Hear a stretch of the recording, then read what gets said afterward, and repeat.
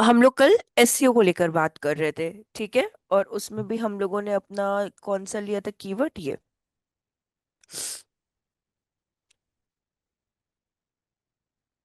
हम्म, ठीक है। अब देखिए, एसईओ वाला कल बेसिक समझ में आया था कि कीवर्ड पे मतलब किस तरीके से रैंकिंग का होता है फर्क, या फिर मतलब थोड़ा भी कल का आपको हल्का भी याद है ना।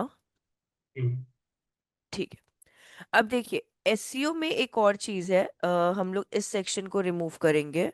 क्या बोलते हैं, ऐड तो नहीं है इसमें, नहीं एआई है। ये वाला जो सेक्शन है ना, इसको रिमूव करेंगे, ये एसईओ का पार्ट नहीं है, ये गूगल माई बिजनेस का पार्ट होता है। ये सेपरेटली देखा जाएगा। इस पे आते हैं हम लोग। के ये आपका एसईओ का पार्ट है। See, Coursera, Udemy first second number पे है, बिकॉज ये कल भी थे। नाउ थर्ड नंबर पे क्या है आपका, ग्रो विथ गूगल आ गया। ठीक है, मे बी आपकी तरफ कुछ और भी शो हो सकता है। एंड हबस्पॉट जो थर्ड नंबर पे था वो आपका फोर्थ या फिफ्थ नंबर पे आ चुका है। अब देखिए, जैसे कि कल मैंने कहा था कि एसईओ जो सर्च इंजन ऑप्टिमाइजेशन है आपका, वो आपकी वेबसाइट की रैंकिंग के लिए होता है।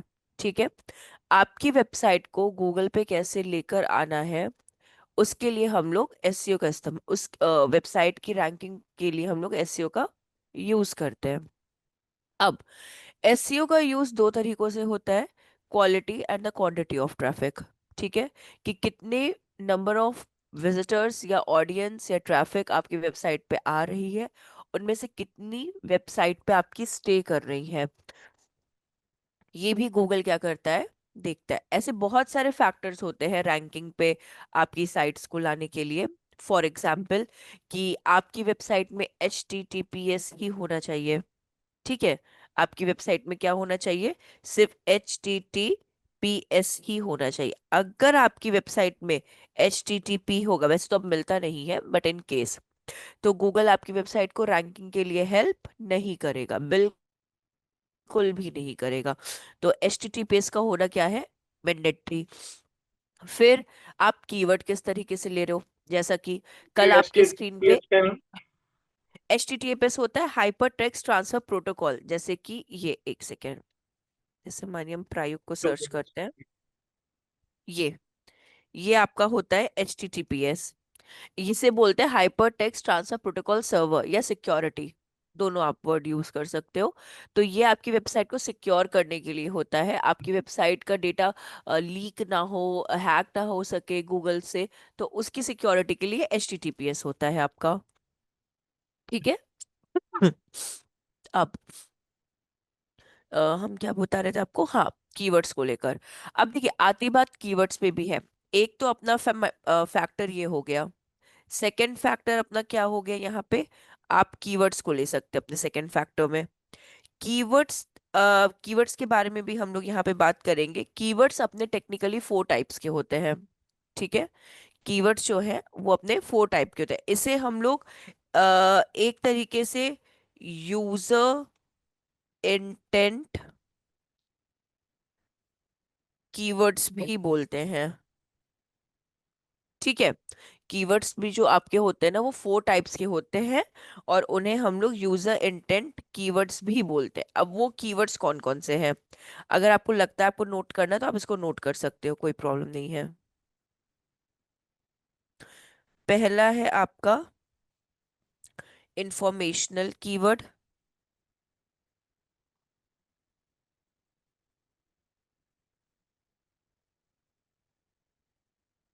ठीक है, सेकंड है आपका ट्रांजैक्शनल कीवर्ड।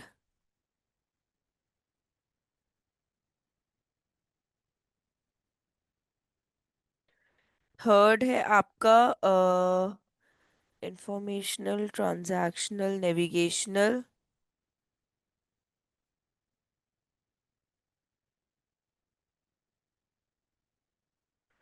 एंड फोर्थ है आपका, इंफॉर्मेशनल था, ट्रांजैक्शनल था, नेविगेशनल कीवर्ड,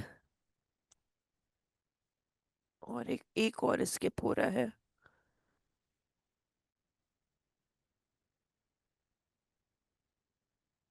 कौन सा था कीवर्ड?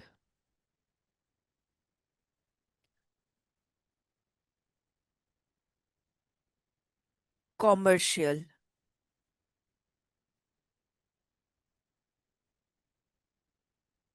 Commercial keyword. ये आपके क्या है, 4 टाइप ऑफ कीवर्ड्स। अगर आपको नोट डाउन करना है हरिशंकर तो आप ये कर सकते हो नोट डाउन। ये ओके। एसईओ के 4 यूजर इंटेंट कीवर्ड्स हैं। हो जाएगा एक बार नोट डाउन तो मुझे बोलिएगा, फिर हम लोग कंटिन्यू करते हैं।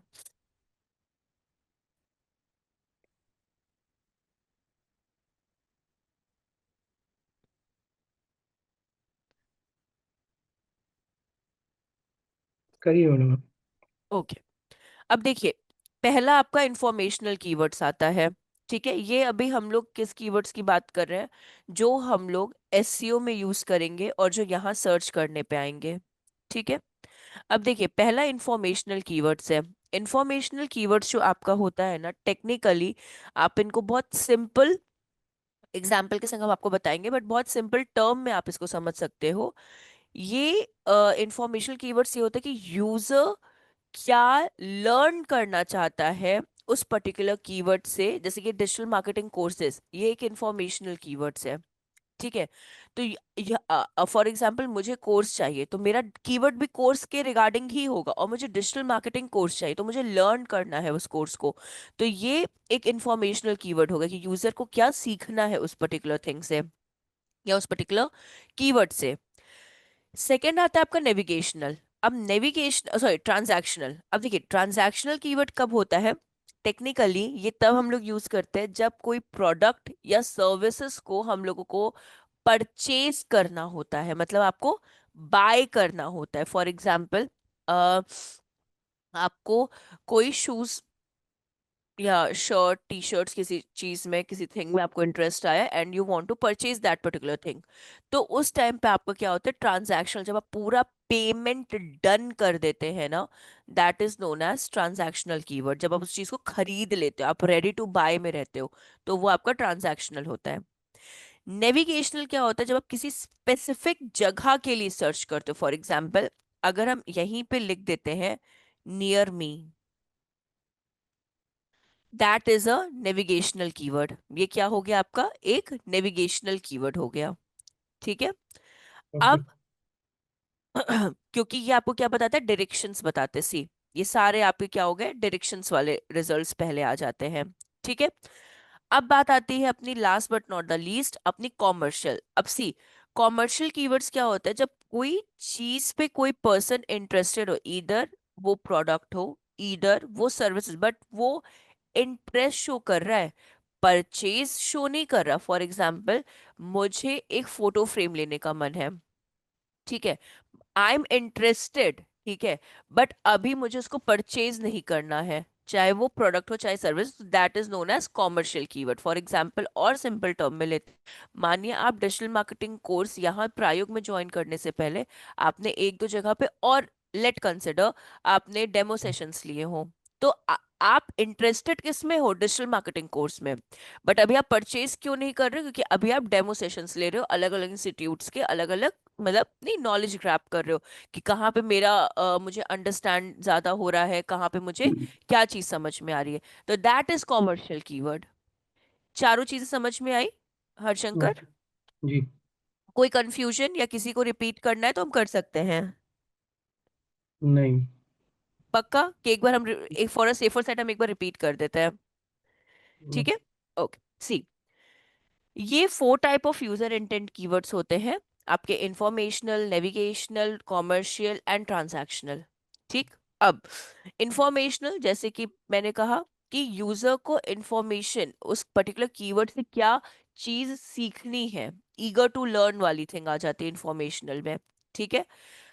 एग्जाम्पल्स भी हम लोग ले लेंगे, बट अभी ये देन नेविगेशनल, जैसे कि आपके सामने गिवन है कि जहां आप near me, near by, particular city, ये सब पुट कर देते हैं, दैट इज नेविगेशनल। ट्रांजैक्शनल, जब आप किसी चीज को खरीदने के लिए इंटरेस्टेड होते हो कि अब मुझे ये चीज परचेज करनी है, एंड आपने एंड तक उसका पेमेंट कर दिया है। ठीक है, that is transactional. And commercial क्या होता है कि जब आप किसी चीज में इंटरेस्टेड होते हो बट आप अभी उसके बारे में और इंफॉर्मेशन, इंफॉर्मेशन मतलब इंफॉर्मेशन कीवर्ड से नहीं, उसके बारे में और आप डिटेल्स ग्रैब कर रहे होते हो, दैट इज कॉमर्शियल। ठीक। अब देखिए, ठीक। और अगर सिंपल एग्जांपल्स में हम लोग इसको देखते चले, फॉर एग्जांपल लेट कंसिडर, यहाँ पे हम लोग लिखना स्टार्ट करते हैं। मानिए इंफॉर्मेशनल से, ये हम एक बेसिक एग्जाम्पल दे रहे हैं और इस पे आप स्टिक मत रहिएगा, हर का अलग अलग एग्जाम्पल होता है, ठीक है। डिपेंड कि किस तरह का आपका नहीं होता कीवर्ड आपको चाहिए, बट ये हम एक बहुत बेसिक आपको इससे जस्ट नहीं होता बताने की कोशिश कर रहे हैं। इन्फॉर, ये जैसे एग्जाम्पल है। मानिए इंफॉर्मेशनल, आपने सर्च किया व्हाट इज, या sorry, what are tennis shoes. मुझे टेनिस शूज के बारे में नहीं पता, तो आपने इसके बारे में इंफॉर्मेशन ग्रैब की। ईगर टू लर्न जो मैंने कहा, यूजर को सीखने की कुछ वो होती है। नेविगेशनल, ठीक है।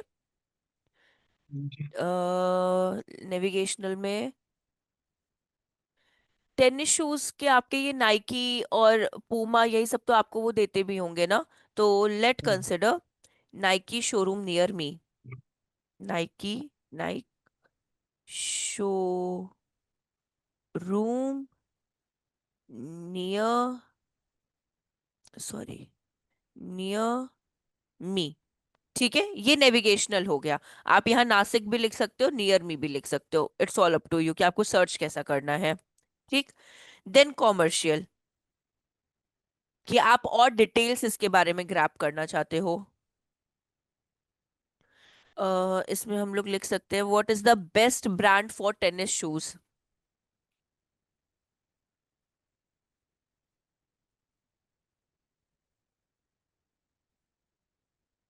अब ये क्या हो रहा है, आप ग्रैब कर रहे हो कि भाई मुझे नाइक से भी अच्छा आप बताओ कि और अच्छा मेरा ब्रांड टेनिस शूज के लिए क्या हो सकता है। And last but not the least, transactional. ठीक है, सॉरी, हाँ, ट्रांजैक्शनल। अब ये क्या हो गया आपका, बाय नाइक शूज।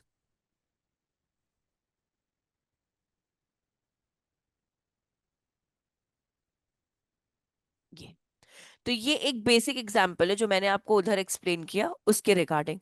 तो अभी समझ में आया इसको लेकर कि 4 type of user intent keywords कौन कौन से होते हैं और कैसे उसका मतलब इम्पोर्टेंस होता है।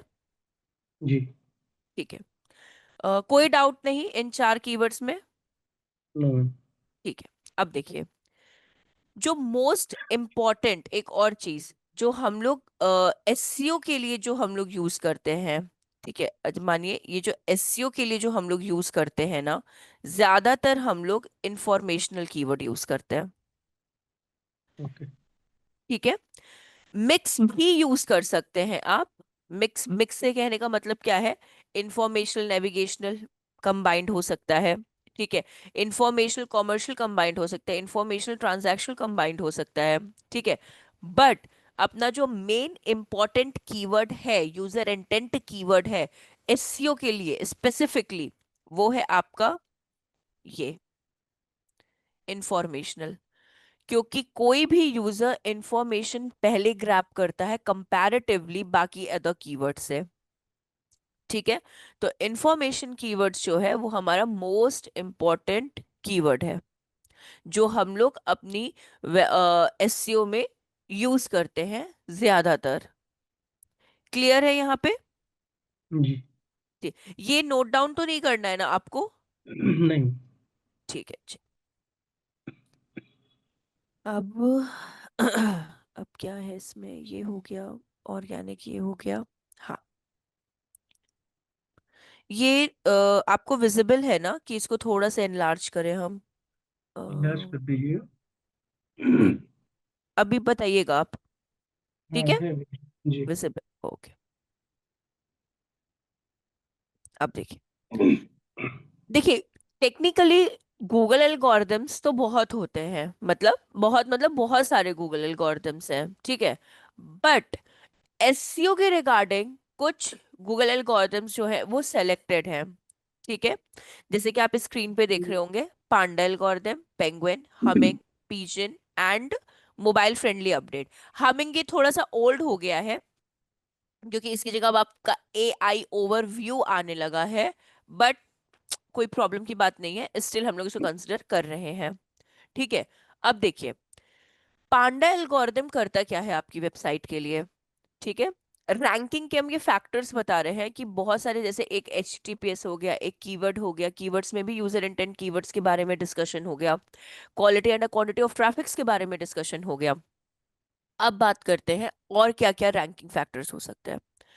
सो पांडा एल्गोरिदम, जो ये फर्स्ट एल्गोरिदम आप यहाँ पे देख रहे हैं, ठीक है, ये टेक्निकली सिर्फ और सिर्फ कंटेंट के लिए ही होता है। मतलब आप अपनी वेबसाइट में किस तरह का कंटेंट लिख रहे हैं, ठीक है, क्या वो रेलेवेंट है, क्या वो एंगेजिंग है, क्या वो यूनिक है, क्या उसको रीड करने के बाद लोग आपकी वेबसाइट को अंडरस्टैंड कर पा रहे हैं कि नहीं, ये सारा पांडा एल्गोरिदम इसको हैंडल करता है, ठीक है। अब हो सकता है आपको ये भी लगे कि हम लोग कितना परसेंट कंटेंट यूनिक होना चाहिए, तो 80% कंटेंट आपका यूनिक होना चाहिए, रेस्ट 20% आप कहीं से आइडिया कर सकते हो, उसको रिफ्रेज कर सकते हो। बट 80% कंटेंट क्या होना चाहिए आपका, सेल्फ मेड यूनिक होना चाहिए। बहुत अट्रैक्टिव लैंग्वेजेस का यूज नहीं करना, बहुत इजी वर्ड्स का यूज करना है, बहुत ज़्यादा ही इजी लैंग्वेज में, कन्वर्सेशनल लैंग्वेज में आपको लिखना है।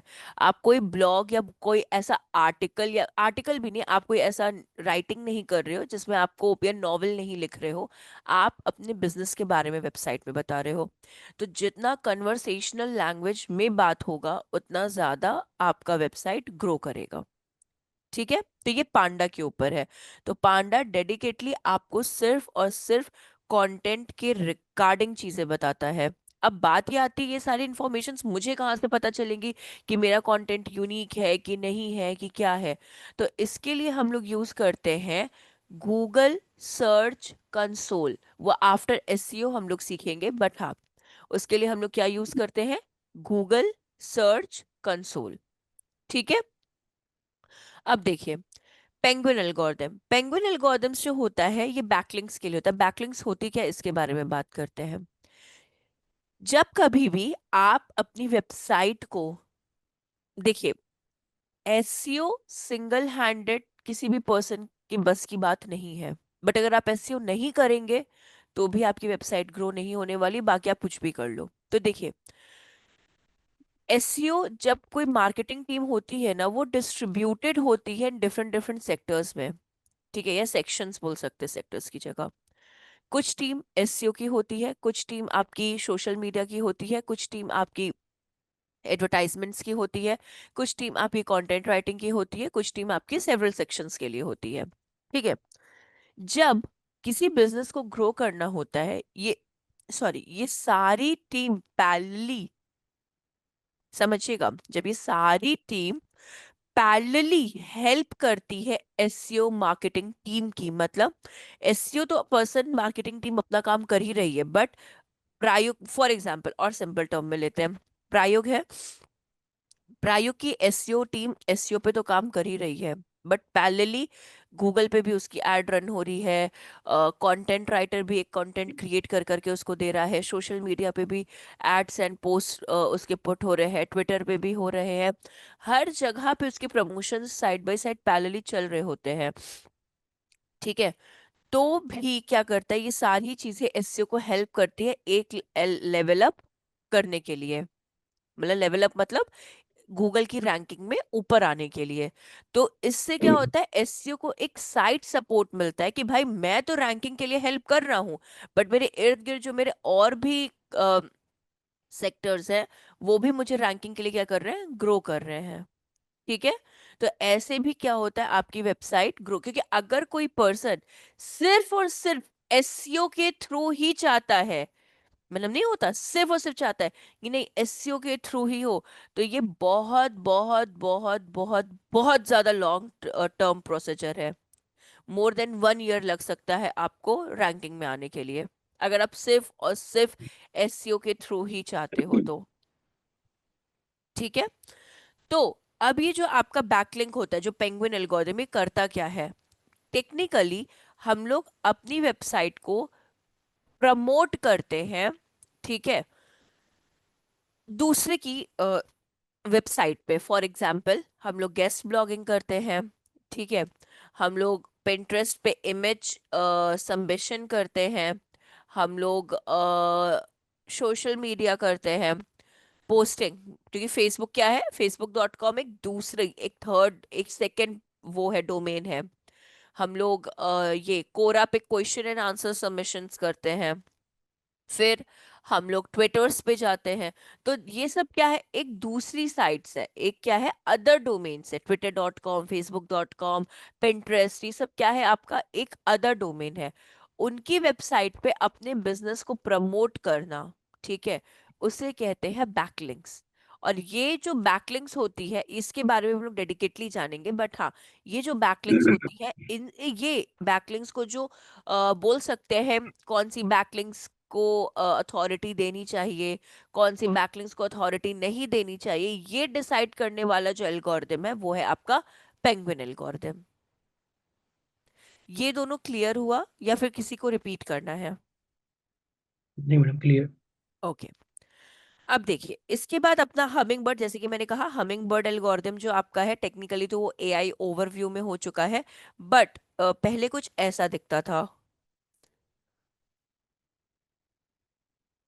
अगर आपको पुराना इंटरफेस याद होगा तो ये जो एआई ओवरव्यू था, यहाँ पे फीचर्ड स्निपेट लिखा रहता था, ऐसे बॉक्स में आपको क्या मिलता था, एक कंटेंट मिलता था। अगर आपको पुराना गूगल का डैशबोर्ड याद हो तो, अगर नहीं याद है तो कोई प्रॉब्लम की बात नहीं है।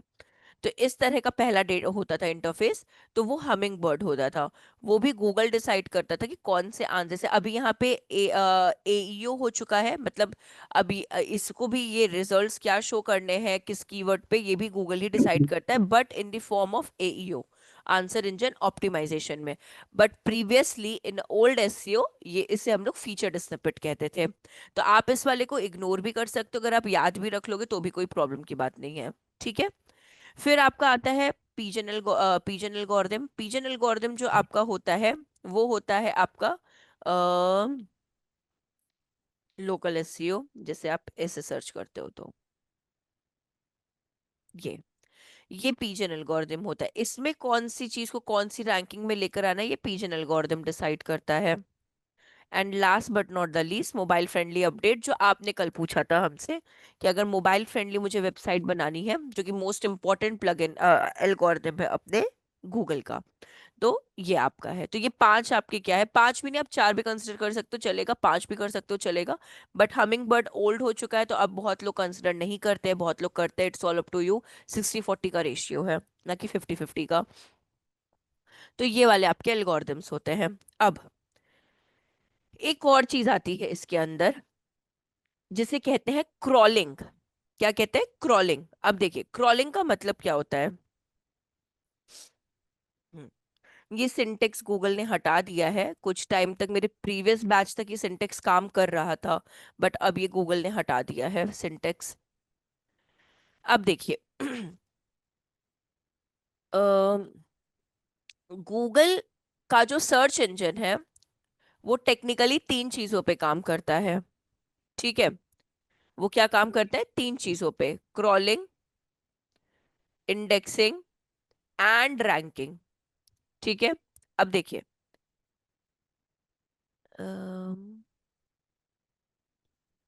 जस्ट स्टाइल तो नहीं लेते हम, ये लेते हैं। अब देखिए ये लेट कंसिडर, या फिर और कॉमन बेसिस पे लेते हैं।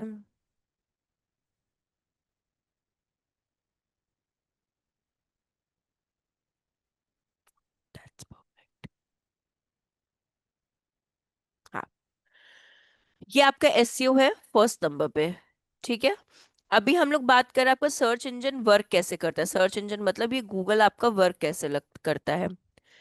आपका गूगल तीन फैक्टर्स पे वर्क करता है: क्रॉलिंग, इंडेक्सिंग एंड रैंकिंग। ठीक, ये तीन फैक्टर्स पे वर्क करता है। सबसे पहले हम लोग आते हैं क्रॉलिंग पे। इस पे क्रॉलिंग होता क्या है, पहले वो बात करते हैं।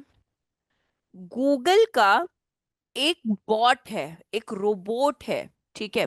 इसके बहुत सारे नेम भी हैं। क्रॉलिंग के क्या है, बहुत सारे नेम है। बहुत लोग इसे क्रॉलर कहते हैं, बहुत लोग इसे स्पाइडर बॉट कहते हैं, और बहुत लोग इसे गूगल बॉट भी कहते हैं। ठीक है, जैसे अपने घर के निकनेम्स होते हैं ना, वैसे इसके निकनेम्स हैं ये क्रॉलिंग के। क्रॉलिंग को क्रॉलर भी कहते हैं, स्पाइडर बॉट भी कहते हैं, और गूगल बॉट भी कहते हैं। अब इसका काम क्या होता है, जब भी कोई भी वेबसाइट, ठीक है, या डोमेन। अब देखिए, गूगल क्या है, एक सर्च इंजन है, बट गूगल का एक बहुत जाइंट डेटाबेस है।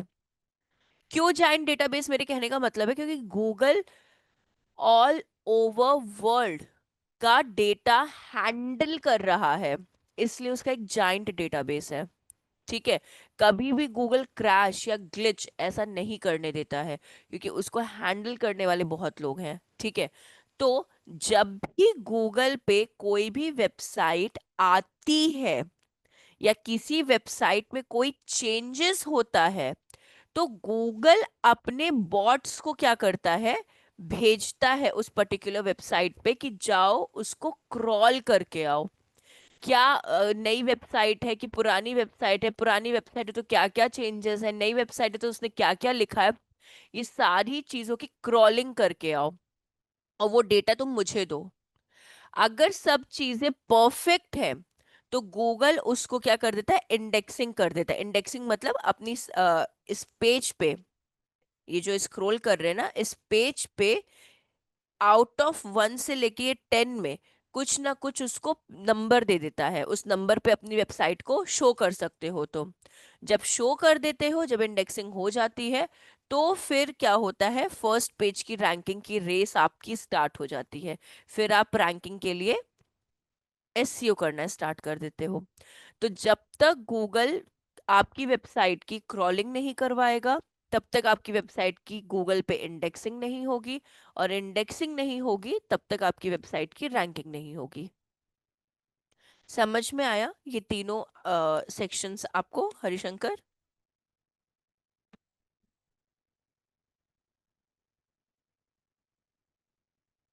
हम्म।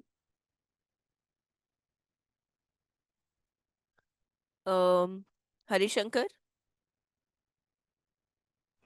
हेलो। हाँ, मतलब ये तीनों सेक्शन तो समझ में आए ना? जी मैडम। कोई डाउट है तो पूछ सकते हैं आप।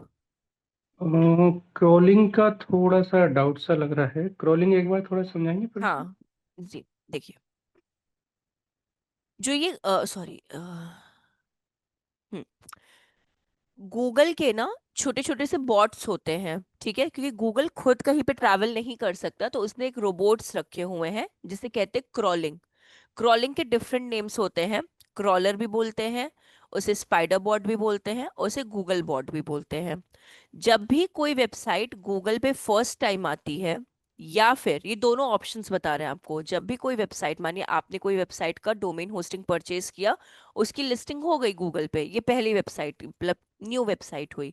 या फिर कोई पुरानी वेबसाइट में अगर डेटा कोई चेंज कर रहा होता है, ठीक है, तो गूगल अपने क्रॉलर्स को क्या करता है, सेंड करता है। उसके पास बहुत ढेर सारे बॉट्स हैं, बहुत ढेर सारे, इसलिए वो इतने ऑल ओवर वर्ल्ड की साइट्स को हैंडल कर पा रहा है।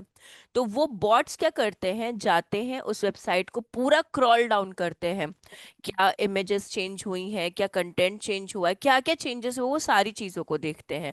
और वो देखने के बाद उसकी इंडेक्सिंग क्या करते हैं, गूगल पे करते हैं। इंडेक्सिंग का मतलब हमेशा फर्स्ट रैंकिंग से नहीं होता है। इंडेक्सिंग का मतलब होता है आउट ऑफ 1 to 10 पेजेस में वो कोई भी पेज पे उसको पुट कर सकता है। उसके बाद आप फिर एसईओ करना स्टार्ट करते हो रैंकिंग के लिए। तो क्रॉलिंग टेक्निकली आपकी वेबसाइट को क्रॉल करने के लिए होता है, क्या कॉपी डेटा तो नहीं है, क्या इमेज तो कॉपी नहीं है, क्या कंटेंट आपने अच्छा लिखा है कि नहीं लिखा है, इन सबको वो क्रॉल करके गूगल को सारा इन्फॉर्मेशन आपकी वेबसाइट के रिगार्डिंग सेंड करता है। अभी समझ में आया क्रॉलिंग? जी। कोई कंफ्यूजन तो नहीं ना? नहीं। ओके। देखिए, विदाउट क्रॉलिंग इंडेक्सिंग नहीं होती और विदाउट इंडेक्सिंग रैंकिंग नहीं होती, ये तीनों एक दूसरे से इंटरकनेक्टेड है। ठीक, अब जी। देखिए, इसके बाद आपका आ जाता है यहाँ पे, सॉरी, थ्योरेटिकल थोड़ा सा बोरिंग होता है, बट बिना थ्योरेटिकल हम आपको डायरेक्ट प्रैक्टिकल पे स्विच नहीं कर सकते, तो प्लीज हम कोशिश करेंगे जल्दी से इसको कंप्लीट कर दें। कोई दिक्कत नहीं, करिए। हाँ, अब देखिए, types of link. Three types of link आपके होते हैं, इंटरनल, एक्सटर्नल एंड बैकलिंक्स। ठीक है, internal link and external link. अब देखिए, इंटरनल लिंक क्या होता है, जब आप अपने सेम डोमेन में, मतलब फॉर एग्जाम्पल मानिए प्रायुग है, ठीक है, अब आप प्रायुग पे यहाँ पे क्लिक करते हो गेट स्टार्टेड पे, ठीक, कहीं, हाँ, तो आप कहाँ चले जा रहे हो, एक दूसरे पेज पे चले जा रहे हो, this is known as, but आप प्रायुग पे ही रह रहे हो। ठीक है, तो इसे बोलते हैं इंटरनल लिंक। इसे क्या बोलते हैं? Internal link. अब बात आती है एक्सटर्नल लिंक की। एक्सटर्नल लिंक क्या होता है कि जब कभी भी आप, लेट कंसिडर, आप गेट स्टार्टेड पे क्लिक करते हो और आप फॉर एग्जाम्पल,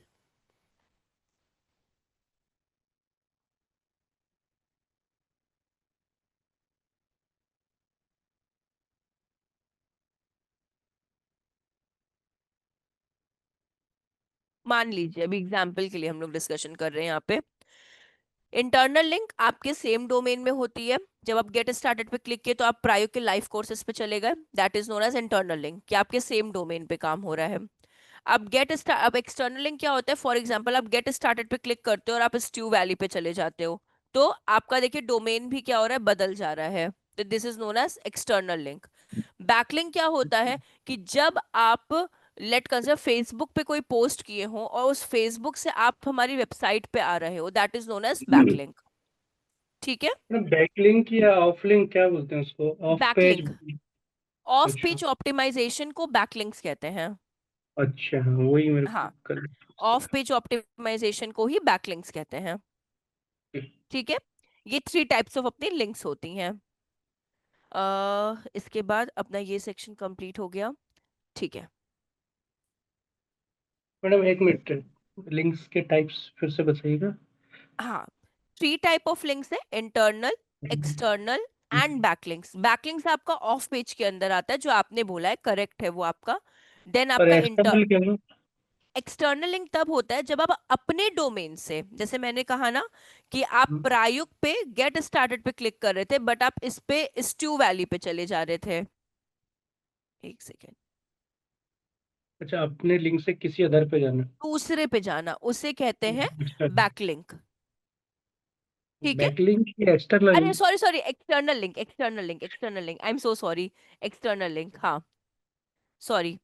अपने लिंक से दूसरे के लिंक पे जाना एक्सटर्नल लिंक होता एक्सटर्नल है, और दूसरे के लिंक से अपने लिंक पे आना बैकलिंक होता है। बैकलिंक। हाँ, ये, see, we are redirecting our domain to other domain, external link. ठीक है, we are directing other domain to our domain, backlink. Okay, clear. ठीक है, अब आता है अपना, वैसे तो थ्योरेटिकल अपना जल्दी ही कंप्लीट कर दे रहे हैं हम आपका, देखिए, अब आपके जैसे कि डिस्कशन हो रहा था types of SEO, there are two type of SEO, off page and on page आपका होता है। ऑफ पेज के अंदर मैंने डेडिकेटली एक यहाँ फैक्टर्स बनाए हैं, बट यहाँ पे कुछ छोटे छोटे फैक्टर्स हैं। ऑफ पेज एसईओ जो होता है वही हम लोग ज्यादा वर्क करते हैं अपनी वेबसाइट के लिए, जिसमें हम लोग डुप्लीकेट कंटेंट नहीं पुट करते, हेडर टैग्स पुट करते हैं, इंटरनल लिंक्स प्रोवाइड करते हैं, इमेज ऑप्टिमाइजेशन करते हैं, एंड रेस्ट सेवरल थिंग्स करते हैं। ठीक है, इसके बाद अपना ऑफ पेज आता है। ऑफ पेज में हम लोग क्या करते हैं, बैकलिंक्स को प्रमोट करते हैं, जैसे कि Facebook, Instagram, YouTube, Pinterest, Quora, guest blogging and further things पे काम करते हैं। To there are three type of SEO techniques, white hat, black hat and grey hat. हम लोग सिर्फ और सिर्फ व्हाइट हैट पे काम करते, क्यों? क्योंकि उसका रीजन है, व्हाइट हैट एसईओ जो होता है वो टेक्निकली गूगल एल्गोरिथम्स को फॉलो करता है, गूगल के सारे फैक्टर्स को फॉलो करता है, और अपनी वेबसाइट स्लो तो रैंक होती है बट सॉलिड रैंक होती है। ठीक है, ब्लैक हैट एसईओ गूगल के एल्गोरिथम्स को फॉलो नहीं करता है, बिल्कुल नहीं करता है। इससे प्रॉब्लम्स क्या आती हैं? जल्दी तो आपकी वेबसाइट ग्रो हो जाएगी, बट जल्दी आपकी वेबसाइट को वो डिलीट भी कर देगा, वैनिश कर देगा आपके क्या बोलते हैं, गूगल से हटा देगा वेबसाइट को। जिसमें कीवर्ड स्टफिंग होता है, डुप्लीकेट कंटेंट्स होता है, क्लॉकिंग्स होता है। अब देखिए कीवर्ड स्टफिंग क्या होता है, कीवर्ड्स के बारे में थोड़ा हम लोग जानेंगे, बट थोड़ा समझने की कोशिश करेगा। फॉर एग्जाम्पल, आपका 400 वर्ड्स का कंटेंट है, आपको डिजिटल मार्केटिंग कोर्स के बारे में लिखना है, आपका कीवर्ड है डिजिटल मार्केटिंग कोर्स, और आपका 400 वर्ड्स का कंटेंट आपको क्रिएट करना है। तो उन 400 वर्ड से कंटेंट पे आप जो डिजिटल मार्केटिंग कोर्सेज कीवर्ड है ना, उसका सिर्फ यूटिलाइजेशन, या भी वाइट हैट एसईओ के रिगार्डिंग हम आपको बता रहे हैं, आप सिर्फ 2 टाइम्स ही कर सकते हो। ठीक है, 2 टाइम से ज्यादा आप नहीं कर सकते, क्योंकि ये वाइट हैट एसईओ के रूल्स में आता है। ब्लैक हैट एसईओ क्या कहता है कि भाई मुझे तो बहुत जल्दी रैंक करना है कम समय में।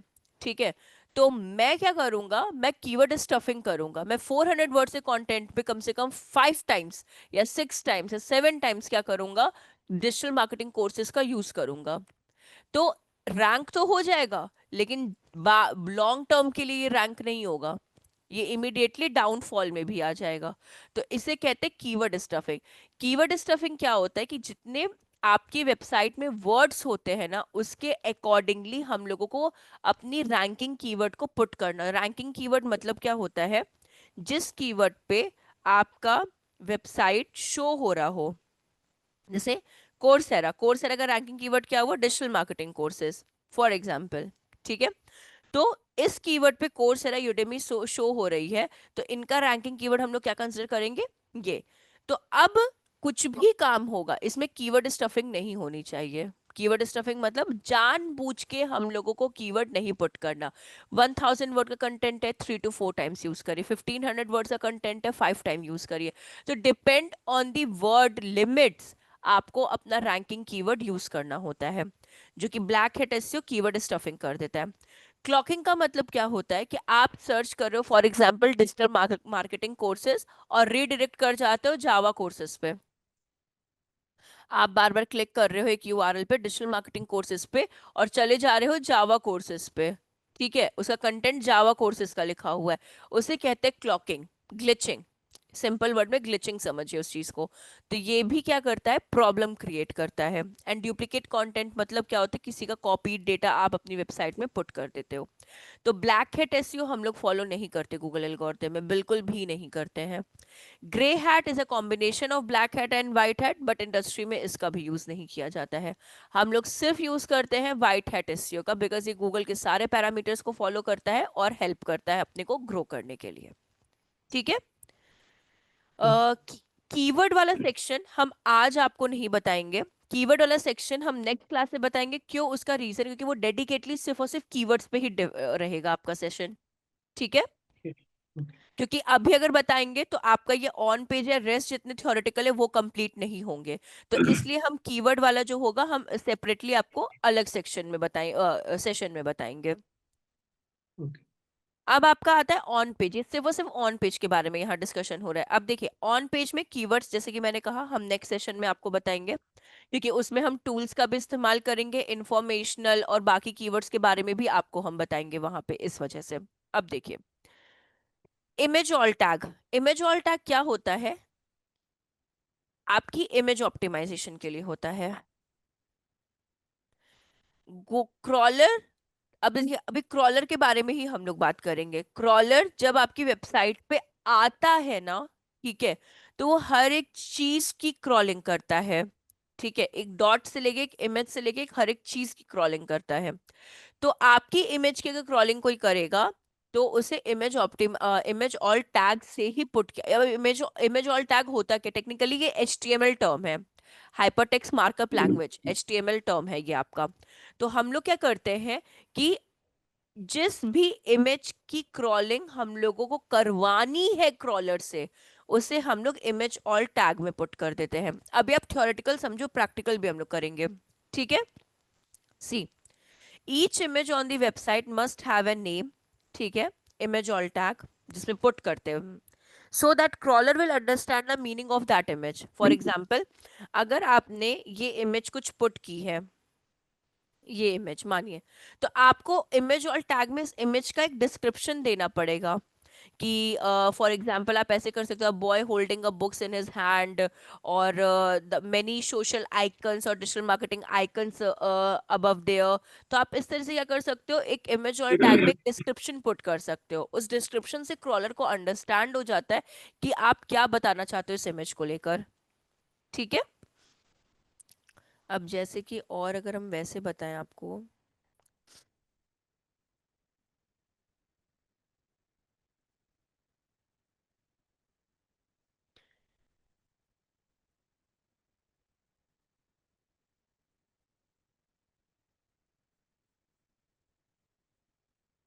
ये देखिए,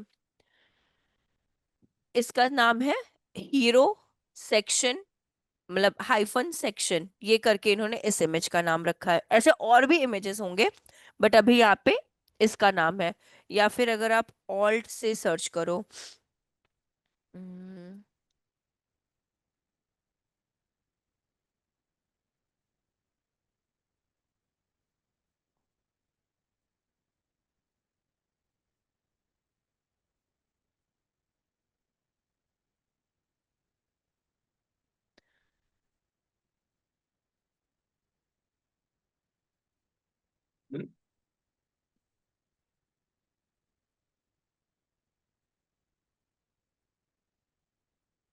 हाँ वही है सेक्शन आपका,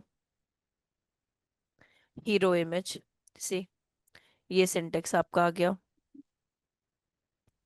इसका जो नाम है ये आपका हीरो इमेज है, जो वही हीरो सेक्शन डैश इमेज था, हीरो इमेज बन करके इसका नाम है। तो हर इमेज का ना अपना एक नाम होता है यहाँ पे। ठीक है। अब यूआरएल, जैसे कि मैंने कहा, यूआरएल आपका बहुत क्लियर होना चाहिए। क्लियर का मतलब क्या होता है, जैसे फॉर एग्जांपल आप, क्लिक हो जाए,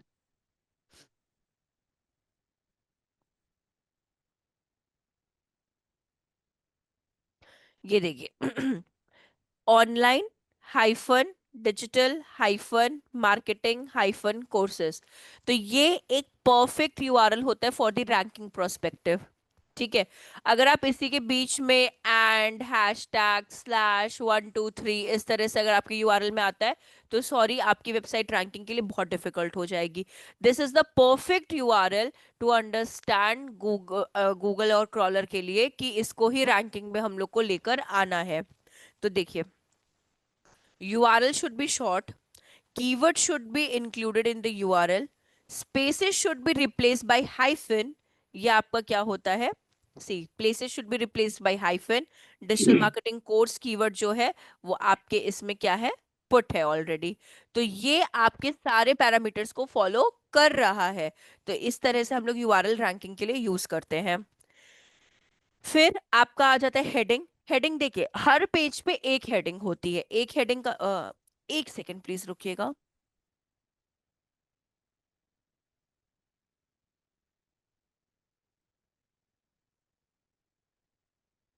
हाँ, आपका जो हेडिंग होता है ना, वो H1 से लेके H6 तक होता है। ठीक है, H1 H2 H3 H4 H5 H6, ठीक है। बट हर पेज पे एक H1 होगा। मतलब जैसे मानिए बुक्स के बारे में बात करते हैं, चैप्टर बोल्ड लेटर्स में होते हैं। ठीक है। उसके बाद जो उनके सब टॉपिक्स होते हैं वो छोटे छोटे फॉन्ट्स में होते हैं। ठीक है।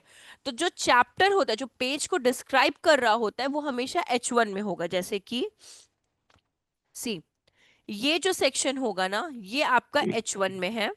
ठीक है। रेस्ट अगर कोई हेडिंग है, जैसे ये आपका H2 से ले H6 तक हो सकता है, बट ये H1 में नहीं होगा। हर पेज में, अगर आपकी वेबसाइट में 10 पेजेस है ना, तो हर एक रिस्पेक्टिव पेजेस पे आपके सिंगल H1 टैग होते हैं। रेस्ट आप H2 से H6 कितनी बार भी ले सकते हो। ठीक है।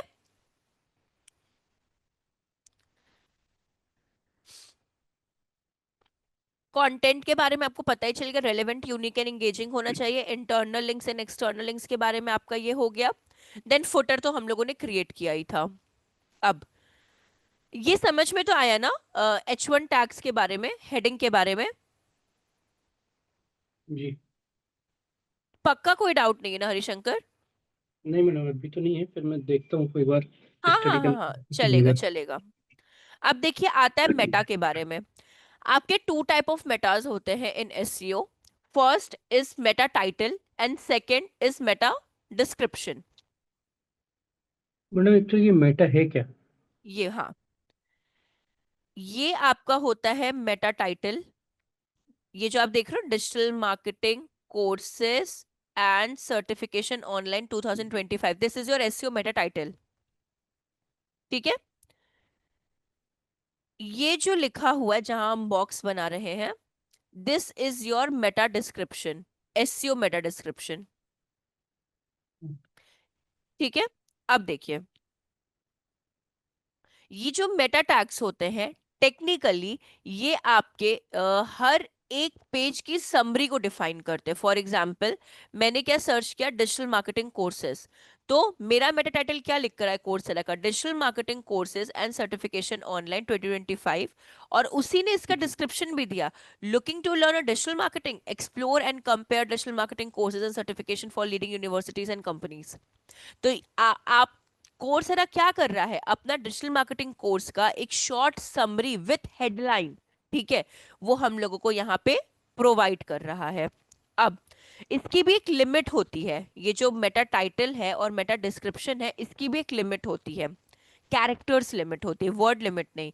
कैरेक्टर्स मतलब क्या होते हैं, से ये बेस्ट है, तो BEST, they are 4 characters in it, मतलब लेटर्स। बी एक कैरेक्टर हुआ, ई एक कैरेक्टर, एस एक कैरेक्टर, टी एक कैरेक्टर, इंक्लूडिंग स्पेस, ये इन स्पेस को भी कंसिडर करता है। ठीक है। अब सी, मेटा टाइटल आपका 50 to 60 कैरेक्टर्स को लेता है, ठीक है, और मेटा डिस्क्रिप्शन आपका 150 to 160 कैरेक्टर्स को लेता है। ठीक है। मैडम जो ये हाँ, मेटा एड्स वगैरह होते हैं, ये इसी से रिलेटेड कुछ है नहीं क्या? नहीं नहीं नहीं, मेटा एड्स आपके सोशल मीडिया में होते हैं। अच्छा। ये दोनों बहुत दूर दूर तक एक दूसरे के साथ नहीं मिल सकते, मतलब नॉर्थ एंड साउथ पोल हैं दोनों। अच्छा। Meta okay. एड्स जो होते हैं ना, वो आपका हम्म, फेसबुक इंस्टाग्राम के लिए होते हैं। और ये मेटा टाइटल जो होता है, ये इससे हम लोग डिस्क्रिप्शंस कहते हैं, मतलब एक तरह से समरी, इन शॉर्ट आप मेटा समरी इसको बोलते हो, जो आपके वेबसाइट के हर एक सिंगल पेजेस को शॉर्ट में डिस्क्राइब करता है। मेटा एड मतलब फेसबुक और इंस्टाग्राम? इंस्टाग्राम, हाँ। मेटा जो है ना, एक कंपनी है, ठीक है, वो ओके। आपका फेसबुक, इंस्टाग्राम और व्हाट्सएप को रन करता है। ओके। ठीक है। तो मेटा एड्स पे आप अपनी एड्स दिखा सकते हो फेसबुक और इंस्टाग्राम पे। ठीक है। ये जो ओके। एसईओ मेटा होता है ना, ये वो नहीं होता, ये आपकी वेबसाइट के हर एक सिंगल वेब पेजेस को डिस्क्राइब करता है इन अ शॉर्ट समरी। ओके। ठीक है। वो दोनों ओके। बहुत दूर दूर तक मतलब साथ नहीं आ सकते हैं। नहीं, ठीक है मैम, कंफ्यूजन था ना तो नहीं नहीं नहीं, क्लियर हो कोई बात गया। नहीं, कोई बात नहीं, लेकिन हाँ, अच्छा क्वेश्चन, कंफ्यूजन तक क्लियर हो गया, लेकिन हाँ, कभी भी ये लोग साथ नहीं आ सकते। ठीक है। मेटा, देखिए, फेसबुक का नाम चेंज करके मेटा रखा गया है। पहले हम लोग फेसबुक बोलते थे ना, तो हाँ फेसबुक का हाँ। नाम चेंज करके उसको मेटा कर दिया गया है, तो अब लोग मेटा फेसबुक बोलते हैं, सिर्फ मेटा बोलते हैं, तो वो चीज डिफरेंट हो गई है। ठीक है। मतलब वो तीनों कंपनी मेटा की हो गई है अभी, जी फेसबुक, हाँ। इंस्टा और हाँ व्हाट्सएप। हाँ, व्हाट्सअप, हाँ, तीनों आपकी, ये तीनों आपकी मेटा की ही एप्लीकेशंस है, कंपनी मत अच्छा। बोलिएगा, ओके। एप्लीकेशंस हाँ बोलिएगा। हाँ, मेटा ठीक है। के तीनों मेटा एप्लीकेशंस। एक कंपनी है जिसके फेसबुक, इंस्टाग्राम और व्हाट्सएप एप्लीकेशंस है। ओके। ठीक है। अब देखिए, आ, हम क्या बताने जा रहे थे आपको, मेटा के बारे में ये बता दिया ना आपको, मेटा टाइटल आपका 50 to 60 कैरेक्टर्स का होता है, मेटा जी। डिस्क्रिप्शन आपका 150 to 160 कैरेक्टर्स का होता है। अब एक चीज और, जब भी आप मेटा लिखते हैं ना, तो अपने कीवर्ड्स को भी उसमें इन्वॉल्व करना होता है, जैसे कि ये देखिए, डिजिटल मार्केटिंग कोर्सेज है, तो देखिए यहाँ पे डिजिटल मार्केटिंग कोर्सेज इन्वॉल्व कर रहा है, यहाँ पे देखिए okay. Digital marketing courses involve कर रहा है। तो जब भी आप मेटा अपना क्रिएट करते हैं, मेटा टाइटल और मेटा डिस्क्रिप्शन, तो आपको अपना कीवर्ड भी उसमें लिखना होता है, सी। ठीक है, जिसमें ठीक है। रैंकिंग के लिए ये हेल्प करता है आपको। और देखिए, अगर आपकी वेबसाइट में 10 पेजेस है ना, तो हर एक सिंगल वेब पेजेस का, आपके माने 10 पेजेस है, तो हर का क्या बनेगा, meta title, meta description, meta title, meta description, meta title, meta description, हर का बनेगा। ऐसा नहीं आप एक बना के छोड़ दोगे। 10 पेजेस है तो हर एक ईच वेब पेजेस का मेटा टाइटल, मेटा डिस्क्रिप्शन बनता है। ठीक है, और हर एक सिंगल पेज का भी क्या होता है, कीवर्ड होता है। ओके। ठीक है। और क्या बचा है इसमें आपका, हाँ कंप्लीट हो गया आपका ये। और ये आपका फ्रंट एंड में दिखता है, फ्रंट एंड मतलब क्या हो गया, आपका ये जो आपको यूजर विजिबिलिटी होता है, इसे फ्रंट एंड कहते हैं। बैक एंड क्या होता है आपका, ये जब आप जहां पे आप कोडिंग कर रहे होते हो ना, उसे बैक एंड कहते हैं। ये बैक एंड होता है। ये जो होता है ना, टेक्निकली ये भी करेक्ट वे नहीं है, बट समहाउ इसे भी बैकएंड आप कह सकते हो। ओके। ठीक है, जहां पे आप वर्क करते हो वो बैकएंड कहलाता है। और सिंपल टर्म में अगर बैकएंड फ्रंट एंड का एग्जांपल अगर आपको समझाएं, तो सबसे सिंपल एग्जांपल ये है।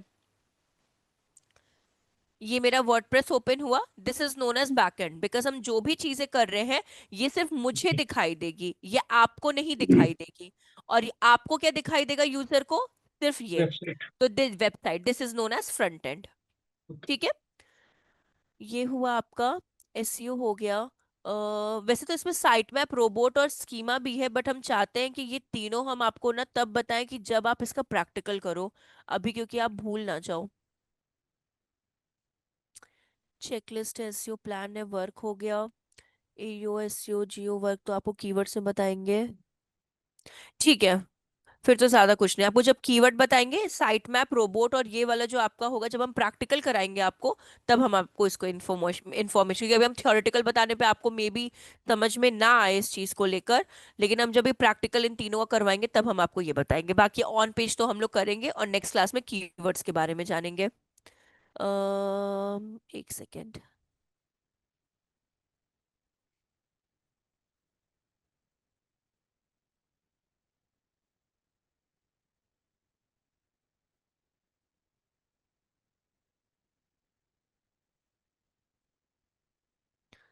हाँ ये था, मुझे पता ही नहीं था कि मैंने लिखा है इसको।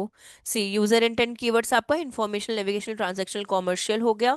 अब ये मैंने वो कीवर्ड्स के बारे में बताया कि ब्लैक हैट एसईओ में कीवर्ड स्टफिंग यूज नहीं होती है, जैसे कि 1000 वर्ड्स है तो आपने 15 बार लिख दिया, तो ये गलत चीज है।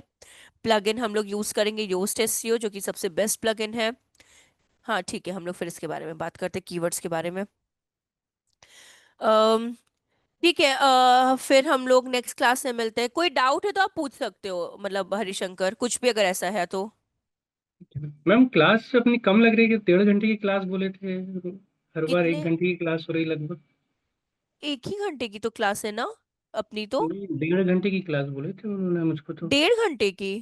तो हफ्ते में 3 दिन या फिर मतलब ये 1.5 घंटे की क्लास है सर। मुझे तो नहीं पता, क्योंकि 11, मुझे तो 1 घंटे की बोला गया है। पूछ लेता हूँ, मैं बात कर लेता हूँ उनसे और हाँ अभी एक बात बार कर। देखिए कि देखिए यहाँ पे 9:30 to 10 AM है वैसे तो, बट अपना 9:30 to 10:30 ही अपना, मुझे जहां तक पता है। हफ्ते में वही मतलब उन्होंने क्योंकि बताया था कि हफ्ते में 3 सेशन होते हैं। तो ऐसा 1-1 घंटे के तीन मतलब 3 घंटे के सेशन होते हैं। ऐसे हाँ, हफ्ते में मेरा दो एम सेशन। डब्ल्यू MWF होता है, मंडे वेंसडे फ्राइडे, तो वो A 1 1 आवर का होता है, कभी कभार थोड़ा 1.5 घंटा एक्सटेंड हो जाता हाँ है। हाँ, ठीक बट है, नहीं मतलब 1-1 आवर का तो 3 आवर्स हो गए ना। तो हफ्ते में होंगे तो बोलते 1.5-1.5 घंटे के आपके सेशन होंगे, 2 सेशन। ऐसा बोला गया था। आप एक बार क्लियर कर लो, अगर कुछ वैसा आता है तो हम उसको 1.5 घंटा कर देंगे, मतलब मुझे तो कोई प्रॉब्लम नहीं है उस चीज करना में। ही पड़ेगा ना, मैं इतना हाँ मुझे तो कंटेंट लेके इतना टाइम वेस्ट हो रहा ना। हाँ, मतलब आप फायदा। आप बात कर लेना उनसे, अगर कुछ वैसा हुआ तो आप उनसे देख लेना। अगर आपको कंफर्टेबल लगे, मानिए सैटरडे संडे लॉन्ग ब्रेक आ जा रहा है, आप अपना चाहो तो बैच चेंज करा के आप वीकेंड में भी कर सकते हो। वीकेंड में जो आपका वाला टाइम बैच नहीं होता, तो मानिए वो हम्म। 2 दिन की जगह आपका 3 दिन ऑल्टरनेट क्लासेस में चेंज हो जाएगा, तो वो आपके लिए और बेनिफिशियल हो जाएगा, अगर आपको लगता है तो। ये मेरा ओपिनियन है जस्ट उस चीज से वही लेकर। करना। वही करना क्योंकि पड़ेगा। सैटरडे संडे अब आपका और लॉन्ग ब्रेक आ गया, फॉर एग्जाम्पल हम्म, 5 डेज का। तो हम्म, मानिए अगर आपको सैटरडे संडे तो लॉन्ग ब्रेक तो हम समझ सकते हैं बहुत हेक्टिक हो जाता है, तो आप अगर आपको वैसे जल्दी क्रैप करना है तो मेरा भी यही रहेगा कि आप वीकेंड वाले में एक बार देख लो बात करके, जो भी आपको टाइम सूटेबल लगे तो आप उसके अकॉर्डिंगली एक बार बात कर लो। क्या मैडम टाइम क्या है उनके बैचेस के? देखिए मुझे to be very frank Harishankar, अच्छा टाइमिंग ठीक है मुझे नहीं, वो ma'am, okay trainers ma'am. Trainers पे डिपेंड करता है। क्योंकि देखिए हम फ्रीलांसिंग इनके लिए कर रहे हैं, ठीक है, क्योंकि हम उनके ओके। ऑफिस से काम नहीं करते, हम कहीं से भी बैठ के काम कर ले रहे हैं। तो वो ऑफिस जी। में क्या चल रहा है मुझे कुछ भी नहीं पता है। तो आप अगर क्लियर उनसे करेंगे, मानी हम यहाँ कुछ और बोल दे, वहां पे कुछ और बात हो गई, तो ठीक ठीक जी। नहीं होता, थोड़ा सा कॉन्ट्राडिक्ट कर जाएंगी चीजें। तो आप उनसे अपने डाउट्स क्लियर करिए।